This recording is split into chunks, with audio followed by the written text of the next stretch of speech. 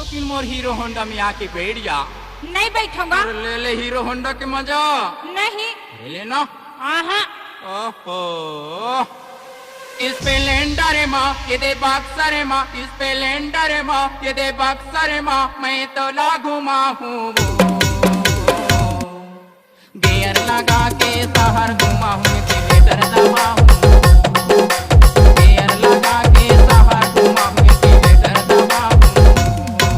Splendor है माँ, ये दे बक्सर है माँ, स्प्लेंडर है माँ, ये दे बक्सर है माँ, मैं तो लागू माँ हूँ। डीजे रंजीत। गियर लगा के शहर घुमा हूँ, एक्सीलेटर दबा हूँ। गियर लगा के शहर घुमा हूँ, एक्सीलेटर दबा हूँ।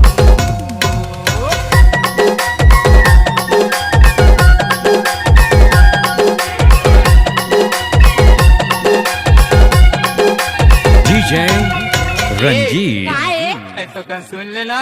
बता ना। तोर बोली देखे तो ना दवाइयाँ मेरी चल बाटे वो तोर की मेरी